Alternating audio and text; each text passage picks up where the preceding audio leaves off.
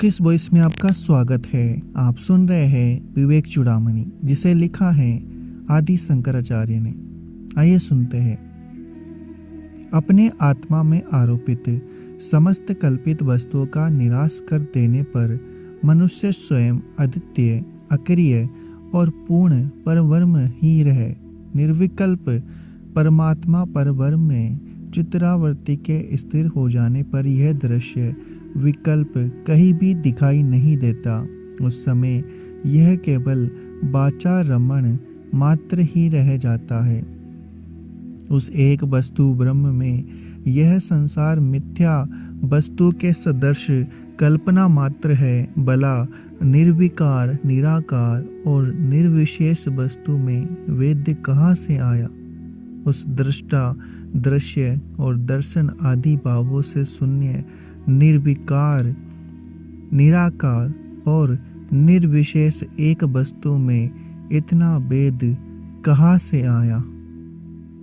प्रलय काल के समुद्र के समान अत्यंत परिपूर्ण एक पदार्थ में जो निर्विकार, निराकार और निर्विशेष है, भला भेद कहाँ से आ गया?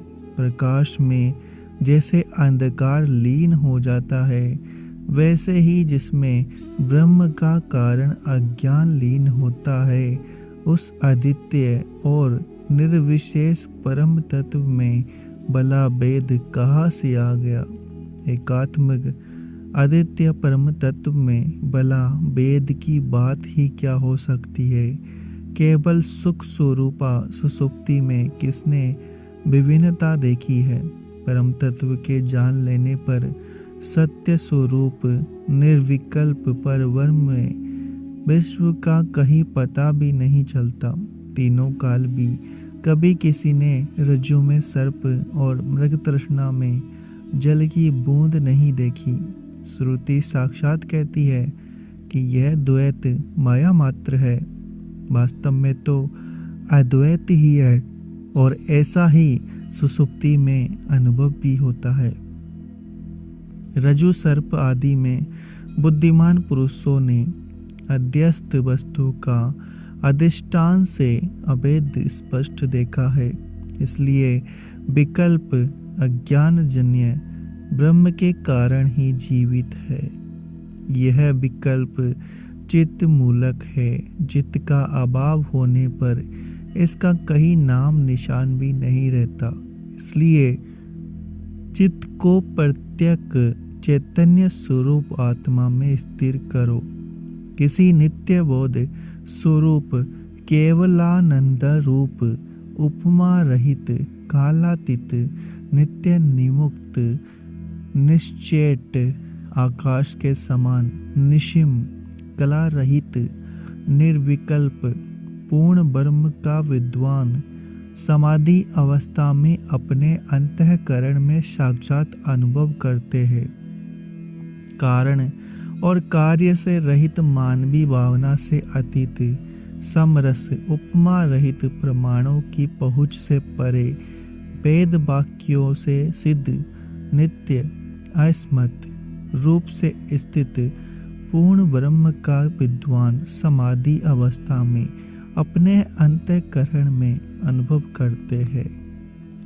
अजर अमर आवास शून्य वस्तु स्वरूप निश्चल जल राशि के समान नाम रूप से रहित गुणों के विकार से शून्य नित्य शांत स्वरूप और अद्वितीय पूर्ण ब्रह्म का विद्वान समाधि अवस्था में हृदय में साक्षात अनुभव करते हैं।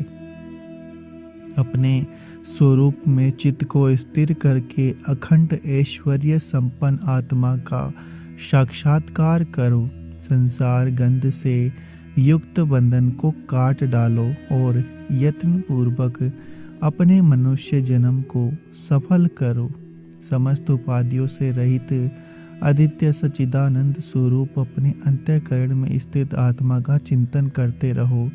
इससे तुम फिर संसार चक्र में नहीं पड़ोगे।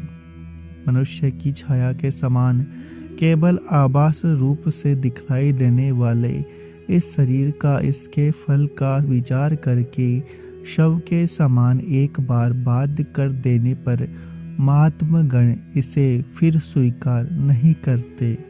अपने नित्य और निर्मल चिदानंदमय स्वरूप को प्राप्त करके इस मल रूप जड़ उपाधि को दूर से ही सर्वथा त्याग दो और फिर कभी इसकी याद भी मत करो, क्योंकि उगली हुई वस्तु तो याद करने पर उल्टी ही बिगाड़ देने वाली होती है।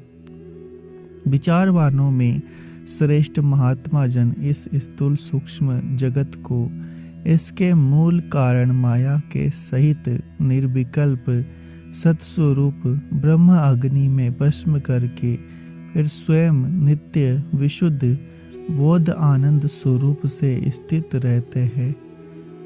गो अपने गले में पड़ी हुई माला के रहने अथवा गिरने की ओर जैसे कुछ भी ध्यान नहीं देती, इसी प्रकार प्रारब्ध की डोरी में पिराया हुआ यह शरीर रहे या जाए, जिसकी चित्तवृत्ति आनंद स्वरूप ब्रह्म में लीन हो गई है, वह तत्ववेता फिर इसकी ओर नहीं देखता। अखंड आनंद स्वरूप आत्मा को ही अपना स्वरूप जान लेने पर किस इच्छा अथवा किस कारण से तत्ववेता इस शरीर का पोषण करे।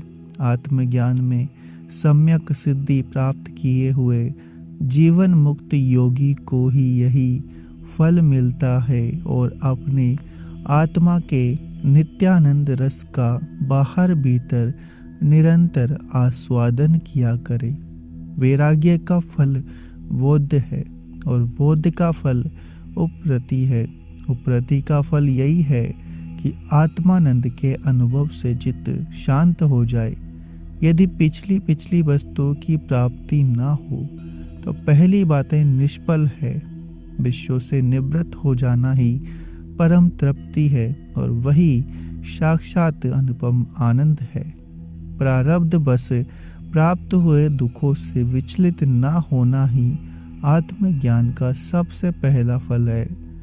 भ्रांति के समय पुरुष ने जो नाना प्रकार के निंदनीय कर्म किए हैं, उन्हीं को ज्ञान हो जाने के उपरांत वह विवेक पूर्वक कैसे कर सकता है।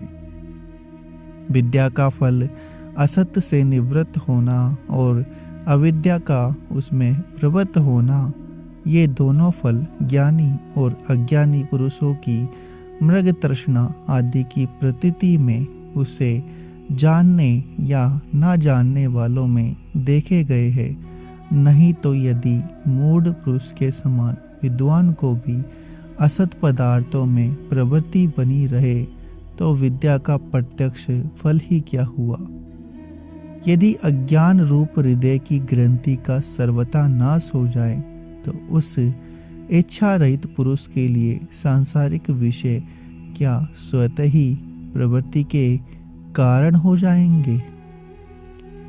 भोग्य वस्तुओं में वासना का उदय ना होना वैराग्य की चरम अवधि है।